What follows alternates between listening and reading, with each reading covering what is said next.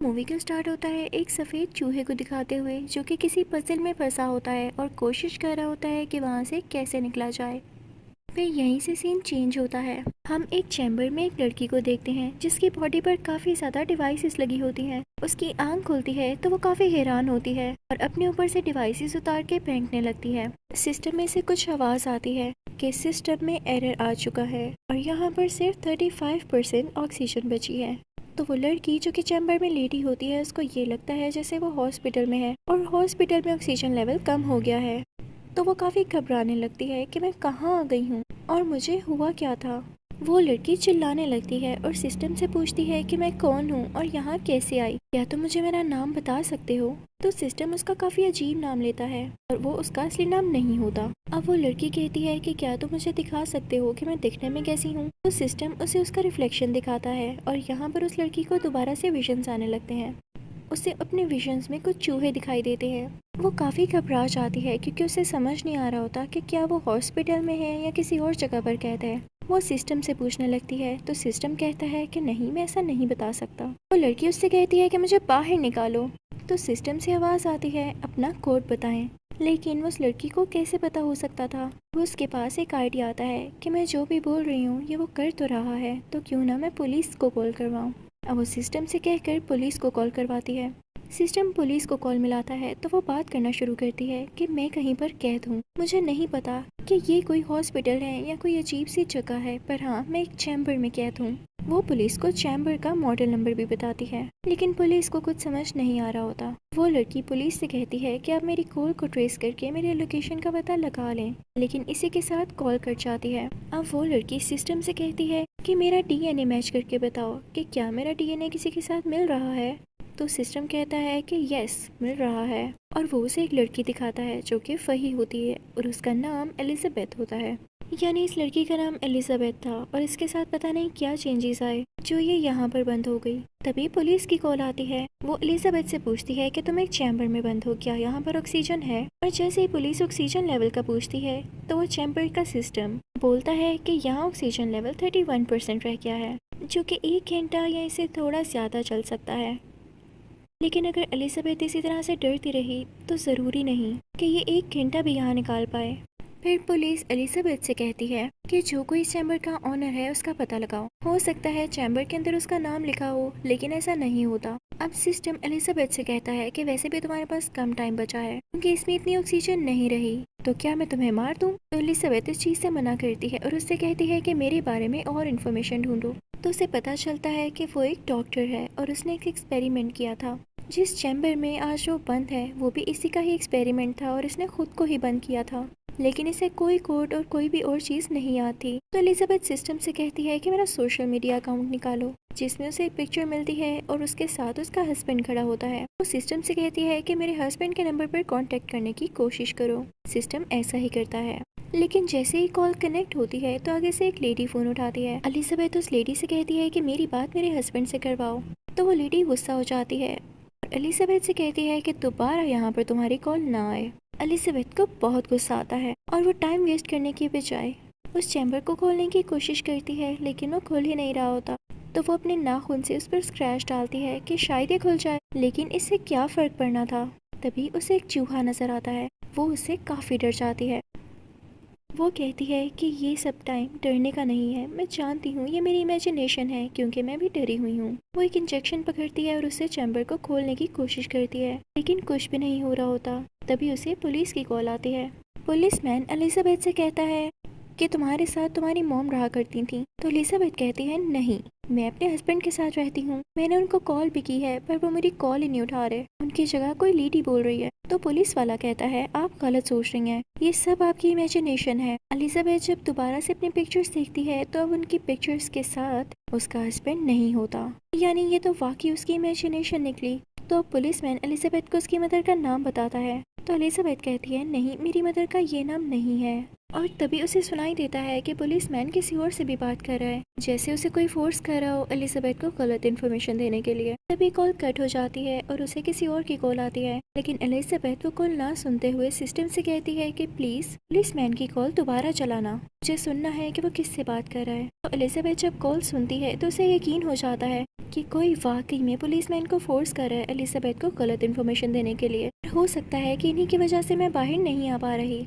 तभी एलिजाबेथ को विजन्स आने लगते हैं जिसमें उसे अपना हस्बैंड दिखाई देता है। अब हम नहीं जानते कि वो इमेजिनेशन में था या असली में। खैर वो काफ़ी बीमार दिख रहा होता है और एलिजाबेथ काफ़ी परेशान होती है। तभी उसे बार बार एक कॉल आती है जो कि उसी लेडी की होती है जिसने पहले कॉल उठाई थी और एलिजाबेथ को कॉल करने से मना किया था। वो एलिजाबेथ से कहती है कि तुम्हारा हस्बैंड मर चुका है। एलिजाबेथ उससे कहती है नहीं, तुम झूठ बोल रही हो। तो वो लेडी कहती है नहीं, मैं सच बोल रही हूँ, और जिस चैम्बर में तुम हो मुझे उसके बारे में भी पता है, और इसको खोलने के लिए जो कोड चाहिए मैं वो भी जानती हूँ। एलिजाबेथ उससे कहती है प्लीज मुझे वो कोड बताओ। तो वो लेडी उसे कोड बता देती है। एलिजाबेथ फौरन से उस कोड को अप्लाई करने लगती है, लेकिन वो लेडी उससे कहती है रुको रुको, इसको अप्लाई नहीं करना, इससे तुम्हारी जान खतरे में है। तो एलिजाबेथ कहती है मैं तुम पे यकीन क्यों करूँ। तो वो लेडी कहती है क्योंकि तुम स्पेस में हो, इस चैम्बर में तुम्हें स्पेस में भेजा गया एक मिशन में, लेकिन ऊपर जाते ही इसका सिस्टम खराब हो गया और तुम्हें हाइबरनेशन मोड पर लगा दिया गया।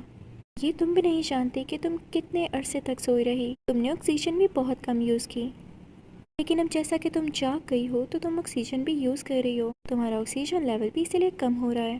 अगर तुमने ये चैम्बर खोला तो तुम गुम हो जाओगी। यहाँ पर ग्रेविटी बिल्कुल ज़ीरो है, तुम्हें कोई भी नहीं बचा सकेगा। हाँ, अगर तुम चाहती हो तो मैं तुम्हें हाइबरनेशन मोड पर दोबारा से लगा सकती हूँ। तुम्हें फिर से कुछ याद नहीं होगा, तुम्हें कुछ पता नहीं चलेगा कि तुम कहाँ पर हो। एलिजाबेथ उस लेडी से कहती है मुझे किस मिशन के लिए भेजा गया था। तो वो लेडी कहती है कि दुनिया तबाह होने वाली थी बस कुछ ही सालों में, और हमने तुम्हें चूज किया क्योंकि तुम काफी स्ट्रॉन्ग थी, ताकि तुम स्पेस में जाके कोई सूटेबल जगह ढूंढ सको जहाँ पर इंसान आकर रह सकें, क्योंकि दुनिया तो रहने के अब काबिल नहीं रहने वाली थी। लेकिन ऊपर जाते ही ये सिस्टम खराब हो गया और हमें तुम्हें सुलाना पड़ा। एलिजाबेथ उससे पूछती है कि वो तो सब ठीक है, मैं तुम पे यकीन कर भी लूँ इस बारे में, लेकिन उस पुलिस ऑफिसर का क्या, वो मुझसे झूठ क्यों कह रहा था, मैं जानती हूँ वो किसी की बातों में आकर मुझसे ऐसे बोल रहा था। तो वो लेडी कहती है तुम बिल्कुल ठीक सोच रही हो, क्योंकि यहाँ पर सब जानते हैं कि तुम्हें बचाने का कोई तरीका नहीं, और वो तुम्हें बातों में इसीलिए लगा रहे थे ताकि तुम्हारी ऑक्सीजन लेवल जल्द से जल्द कंज्यूम हो, यानी ख़त्म हो और तुम मारी जाओ, क्योंकि इसके अलावा हमारे पास कोई हल नहीं है। यहाँ पर एलिजाबेथ काफ़ी उदास हो जाती है। तो वो लेडी कहती है कि उदास नहीं हो, अगर तुम वाकई चाहती हो कि कोई मिरेकल हो जाए तो हाइबरनेशन मोड पर चली जाओ, वरना तुम्हारी ऑक्सीजन खत्म हो जाएगी तो तुम मारी ही जाओगी। तो इसलिए जैसे मैं कह रही हूँ वैसे कर लो। तो एलिजाबेथ कहती है ओके, मुझे बताओ कैसे जाते हैं हाइबरनेशन मोड में। तो वो औरत बताने ही वाली होती है कि तभी उसके घर पर कोई लोग आकर उसे अरेस्ट कर लेते हैं। तो वो एलिजाबेथ से कहती है जब ऑक्सीजन लेवल 2 हो जाए तो तुम फौरन से हाइबरनेशन मोड पर चली जाना, याद रहे अगर ये इससे कम हुआ तो तुम मारी जाओगी। अब यहाँ पर एलिजाबेथ कुछ याद करने की कोशिश करती है कि ये सब हुआ कैसे, क्या पता मैं वापस जा सकूं, लेकिन उसे कुछ याद नहीं आ रहा होता। वो चैम्बर को खोदने लगती है, उसे खोलने की कोशिश करती है ताकि उसे इलेक्ट्रिकल शॉक लगे और उसकी मेमोरीज वापस आ जाएं। तो तब उसे कुछ विजन्स आने लगते हैं कि वो अपने हस्बैंड के साथ बैठी है जो कि सच में अब मारा जा चुका है। दुनिया में किसी वायरस फैलने के बाद उसकी भी डेथ हो चुकी थी। उसके विजन में उसका हस्बैंड उससे कह रहा होता है कि हम दोबारा मिलेंगे। तब एलिजाबेथ कहती है कि मैं तो मर ही जाऊंगी, तो क्यों ना इससे पहले मैं अपनी मदर से बात कर लूं। और वो सिस्टम से कहती है कि प्लीज़ मेरी मामा को कॉल मिला दो, और वो अपनी मदर से जी भर के बातें करती है। उसके बाद वो सिस्टम से कहती है कि क्या मेरा ही एक चैम्बर है और मैं अकेली स्पेस में हूँ। तो सिस्टम कहता है नहीं, तुम्हारे अलावा 10,000 और चैम्बर्स हैं। तो एलिजाबेथ कहती है कि मुझे देख क्यों नहीं रहे। तो सिस्टम कहता है कि शीशे पर एक शील्ड है। वो जैसे ही उसे हटाता है तो एलिजाबेथ डर जाती है, क्योंकि बाहर एक डेड बॉडी होती है जो कि हवा में ही तैर रही होती है स्पेस में होने की वजह से, और उसके आसपास वाकई बहुत सारे चैम्बर्स होते हैं। उसे विजन आता है कि उसका हस्बैंड भी इन्हीं चैम्बर्स में से किसी एक चैम्बर में है। वो सिस्टम से कह के अपने हस्बैंड का भी चैम्बर देख लेती है और जैसे ही वो अपने हस्बैंड की शक्ल देखती है तो बहुत खुश होती है। उसमें जीने की होप पैदा होती है और एलिजाबेथ को दोबारा से एक विजन आने लगता है जो कि असल का था, यानी ये उसकी पास्ट की एक मेमोरी थी। कुछ चूहों पर एक्सपेरिमेंट्स किए जा रहे थे, उन्हें पजल में डालकर कि कौन सा चूहा ज्यादा इंटेलिजेंट है और जो कोई इस पजल यानी मेज को पार कर लेता उस चूहे के सारे जीन्स और उसकी खास मेमोरी दूसरे चूहे में डालकर देखा जाता कि क्या ये भी पजल को पार कर पाता है या नहीं। और जिस चूहे के साथ ऐसा किया जाता तो वो पहली बार में ही पजल यानी मेज को पार कर लेता। और ये सारे एक्सपेरिमेंट्स कर रही थी एलिजाबेथ, जो कि असली दुनिया में अब बूढ़ी हो चुकी थी। और जो लेडी एलिजाबेथ से बात कर रही थी वो एलिजाबेथ खुद ही थी, बूढ़ी एलिजाबेथ। और जो एलिजाबेथ चैम्बर में यानी स्पेस में थी वो एलिजाबेथ की सिर्फ एक क्लोन थी। और यहाँ पर भी सेम वही काम हुआ था जो कि चूहों के साथ किया गया, यानी एक चूहे की मेमोरी दूसरे चूहे में डाल दी गई। इसी तरह असली एलिजाबेथ की मेमोरी इसके क्लोन में डाल दी गई। और स्पेस में बाकी जितने भी लोग होते हैं वो भी क्लोन्स होते हैं। यहाँ पर एलिजाबेथ देखती है कि उसका ऑक्सीजन लेवल 3% रह गया है, तो उसे उस लेडी की बात याद आती है और वो सिस्टम से कहती है कि जल्दी से मुझे हाइबरनेशन मोड पर लगा दो। सिस्टम कहता है कि आपने अपने ऊपर से सारी डिवाइसेस हटा ली हैं और अब ये पॉसिबल नहीं है। एलिजाबेथ फौरन से वो डिवाइसेस खुद को लगाने लगती है, लेकिन वो डिवाइसेस दोबारा साथ लगाने में काफी देर हो जाती है क्योंकि हाइबरनेशन मोड में जाने के लिए 2% ऑक्सीजन होना जरूरी था। लेकिन अब उसके चैम्बर में 0 पॉइंट समथिंग ऑक्सीजन थी जो कि 1% से भी कम थी। तो एलिजाबेथ काफी डर जाती है, वो जानती थी कि वो अब मारी जाएगी। वो अपने हस्बैंड के लिए कोई मैसेज रिकॉर्ड करती है कि जब वो स्लीप से उठे तो ये सुन ले और साथ ही गुड बाय कह के आंखें बंद कर लेती है। लेकिन तभी उसे आइडिया आता है, वो सिस्टम से पूछती है कि सुनो, जो लोग स्पेस में मारे गए उनके चैम्बर्स तो खाली है ना, उनके चैम्बर्स में भी ऑक्सीजन होगी? तो सिस्टम कहता है बिल्कुल होगी। एलिजाबेथ कहती है क्या उनकी ऑक्सीजन मेरे चैम्बर में ट्रांसफर हो सकती है? तो सिस्टम कहता है हाँ, क्यों नहीं हो सकती, सब चैम्बर्स का सिस्टम सेम है, ऑक्सीजन ट्रांसफर करने में कैसी मुश्किल, लेकिन इसके लिए कई ज्यादा दिन चाहिए और आपको हाइबरनेशन मोड पर जाना होगा। तो एलिजाबेथ काफी ज्यादा खुश होती है और कहती है हाँ ठीक है, मैं ट्राई करती हूँ और प्लीज तुम ऑक्सीजन तब तक ट्रांसफर कर लेना। फिर हम लोग देखते हैं कि उस चैम्बर में ऑक्सीजन रिफिल हो चुकी होती है। एलिजाबेथ भी हाइबरनेशन मोड पर होती है। अब कई साल बाद जब एलिजाबेथ की आंख खुलती है तो वो अपने हस्बैंड के साथ उसी प्लेनेट पर होती है जिस प्लेनेट पर जाने के लिए दुनिया से वो स्पेस में आई थी। और अब वो अपने हस्बैंड के साथ बहुत खुश होती है। इसी के साथ ये मूवी भी यहीं एंड होती है। आई होप आपको इसकी एक्सप्लेनेशन अच्छी लगी होगी। Thank you for watching.